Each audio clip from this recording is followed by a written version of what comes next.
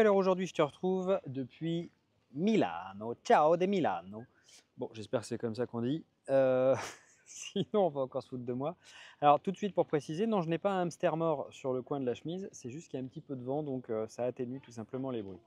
Aujourd'hui, j'ai envie de te parler d'un sujet qui me semble important, qui est le sujet des masques. Ah, et notamment les masques sociaux. Évidemment, je ne vais pas te parler des masques de Venise, je vais te parler des masques sociaux, les masques qu'on met en société. Et tu pourras remarquer, tu n'es pas le même quand tu es tout seul ou quand tu es avec des amis ou quand tu es au travail ou quand tu es avec des personnes que tu ne connais pas. C'est ce qu'on appelle les masques sociaux. Alors, quelle est l'utilité d'un masque social à ton avis? L'utilité d'un masque social, c'est tout simplement d'être accepté. Il y a des codes sociaux. Tu vois, par exemple, dans une entreprise, il y a certains codes. On ne va pas se comporter en entreprise, on ne va pas s'habiller en entreprise comme on s'habille chez soi ou chez mémé. Tu vois, il y a des codes.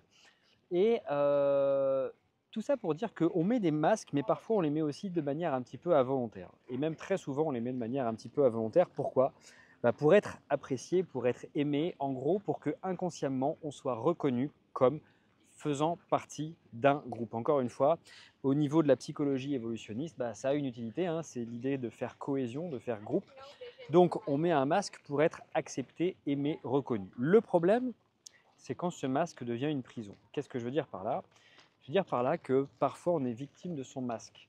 On est devenu comme une forme de caméléon. Tu as déjà entendu parler probablement de cette expression. Cette personne, c'est un caméléon. Elle s'adapte en fonction de chaque type de personne avec qui elle est. Elle a du mal à dire non, elle a du mal à prendre sa place. C'est le problème en fait des masques. Le problème des masques, c'est que parfois tu es emprisonné par celui-ci, tu sais le mettre, mais tu ne sais pas l'enlever parce que tu as l'impression que si tu l'enlèves, tu seras vu. Et si tu es vu, tu peux être pointé du doigt, voire rejeté. On met un masque très souvent parce qu'on a besoin d'être accepté, mais très souvent, si on va chercher un petit peu plus loin, on met un masque parce qu'on a du mal, nous-mêmes, à nous accepter. On a du mal parce qu'on a peu d'estime de soi, donc on va mettre un masque pour être accepté et reconnu par l'autre. Donc, l'idée, ça va être bien évidemment de respecter des codes. Tu vois, dans une entreprise, s'il y a un code, s'il y a un dress code, tu ne vas pas arriver en slip, ça évidemment. Mais l'idée, c'est de comprendre que plus tu vas ôter ton masque ou plus ton masque va ressembler à celui que tu as quand tu es tout seul à poil chez toi, plus tu vas te sentir bien en fait. Pourquoi? Parce que tu vas faire moins de concessions ou moins de compromis. Pour moi, il n'y a pas vraiment de différence entre compromis et concession. Un compromis et une compromission, c'est pareil. Tu vois, il y a toujours la même racine qui est un petit peu négative ou péjorative. Donc, l'idée va être d'enlever son masque pour être le plus possible proche de qui tu es toi, pour pouvoir simplement te respecter et apprécier qui tu es. Ça commence par des toutes petites choses. Ça commence par avoir la possibilité de t'exprimer, de dire les choses. Tu vois, quand tu es en réunion et que tu n'es pas d'accord, simplement, ça commence par oser lever la main et dire je ne suis pas tout à fait d'accord parce que, et argumenter ce pourquoi tu n'es pas d'accord. Et tu vas t'apercevoir qu'au bout d'un moment, le fait d'enlever son masque, ça libère, quoi. Ça libère, ça fait un bien fou, ça permet de se sentir vraiment, vraiment soi-même. Et c'est à mon sens un des remèdes à ce qu'on appelle le burn-out. D'avoir la capacité d'arrêter de plaire aux autres, de vouloir faire plaisir à tout le monde, mais d'être soi-même, de dire non, de dire merde quand tu n'as pas envie. Quels sont les masques que tu portes? Est-ce que tu portes des masques avec tes amis? Est-ce que tu portes des masques même avec ta famille?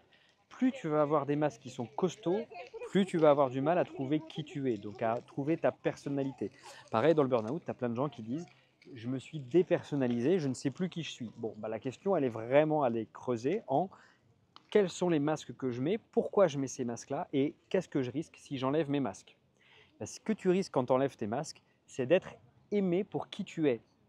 Ça, je vais développer un petit peu. Au début, tu veux plaire à tout le monde, donc tu vas mettre des masques pour t'adapter aux uns et aux autres. Mais le problème de ça, c'est que tu ne sais plus qui tu es. Et le problème de ça, c'est que finalement, toi, tu t'apprécies pas beaucoup. Si tu assumes qui tu es, tu vas devenir clivant. Ça veut dire qu'il y a des gens qui vont t'apprécier, il y a des gens qui vont te détester. Moi, tu vois, je sais par exemple qu'aujourd'hui, il y a des gens qui ne m'apprécient pas trop.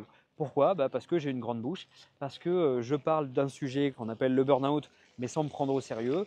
Et ça, tu as des gens, tu vois, qui ont l'habitude d'avoir des codes, tu vois, les petits doigts sur les coutures, etc. Ça leur plaît pas. Je m'en fous en fait, parce que c'est pas à eux que je veux, c'est pas à eux que je veux atteindre, c'est pas à eux que je veux parler. Moi, je veux parler à ceux qui entendent mon discours, à ceux qui comprennent ce que je veux leur dire, et puis peut-être ceux qui me ressemblent. J'ai plus envie de m'adapter aux autres, tu vois, c'est aux autres aujourd'hui d'accepter qui je suis. Et puis ça va m'amener dans un autre sujet, c'est que très souvent tu vas être amené à critiquer quelqu'un d'autre. Et tu remarqueras que quand tu critiques quelqu'un, tu critiques une partie de son caractère ou de son comportement qui te manque toi, ou que tu adorerais avoir, mais que tu n'oses pas simplement avoir parce que tu te dis que c'est les conventions, ça ne se fait pas, etc. Par exemple, tu peux critiquer une personne qui est grande gueule parce que inconsciemment, tu te dis que toi, tu aimerais bien, tu oserais bien pouvoir le faire. Malheureusement, ce qu'on appelle la politesse, le carcan aussi dans lequel on t'a enfermé, bah, t'empêche parfois d'être une grande gueule ou tout simplement prendre ta place et t'affirmer. Voilà, bah, c'était une vidéo un petit peu plus longue que d'habitude, mais pas mal de réflexions en ce jour. Donc voilà, je te laisse avec tout ça. Et puis je te dis comme d'habitude, à demain.